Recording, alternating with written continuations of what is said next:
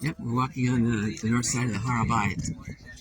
There's a good crowd this morning, and the first ascension is just about 7 o'clock.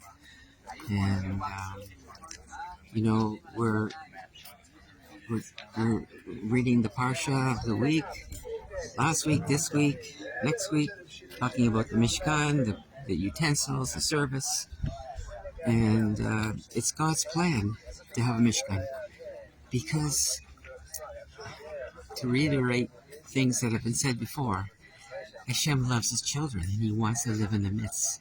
So that's why he made a commandment to build me a sanctuary that I may dwell among them, and actually literally in them. And the ultimate mission is that the Mishkan is to lead, was the stepping stone to the base of Mikdash that's going to be built, literally, where we're looking right now. Rebuilt, of course, so that Hashem can dwell in the midst of the children of Israel forever, as he said. He desires to live in the midst of his children.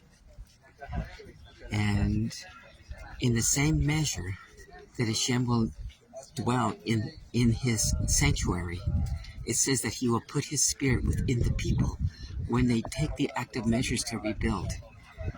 And for God said in Ezekiel, he says, when they come back to the land, I'll put my spirit within them, and they'll walk in my ways, and they do my commandments, and keep them. And I'll be their God, and they'll be my people. And this is a reward. For ultimately, not only are we to build a physical Mishkan, but we ourselves are a Mishkan to Hashem. And that is the goal also of Hashem, so that we can be one, because Hashem loves his children and wants to live inside of us, be part of us, and he will teach us his ways, and we'll walk in his statutes and do them, because it will just be part of us. The laws will be written on our minds and our hearts, so there's no more struggle. It's just who we are.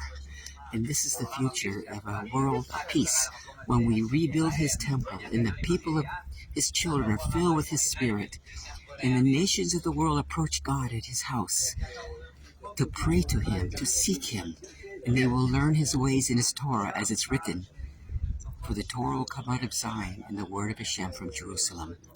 And we're looking at the place of Zion, and we're standing on Zion, and this is the place where God will rest his presence forever among the children of Israel. And we wait for all the tribes to come home, including the lost tribes, because we're the Jewish people. God said, I will establish the tents of Judah first, because that's a reward for the kingdom of Judah, who didn't turn away from God when the northern tribes did.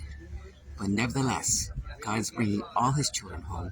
And this vessel we created today, called the State of Israel, by the Jewish people, and of course all the Jews have to return, will be the vessel to bring in all the lost tribes, for they're not as lost as we think. And that's why the sages incorporated into our prayer that God would bring back Judah and Israel. And Israel are the tribes that are hidden from us, but are actually close to us, closer than what we think. They're not Jewish, but they're not Gentiles.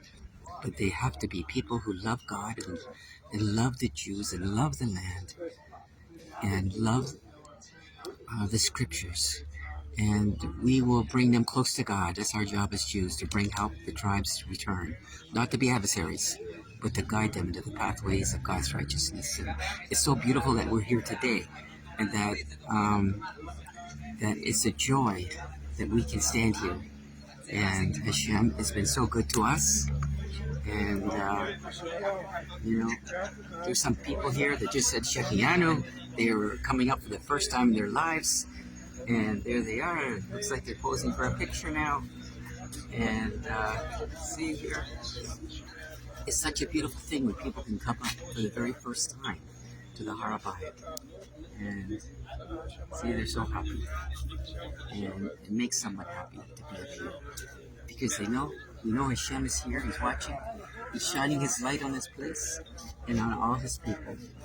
Thank you, Hashem, for bringing us back to this land. Thank you for bringing us this far. And we look for the redemption coming soon. complete in our day.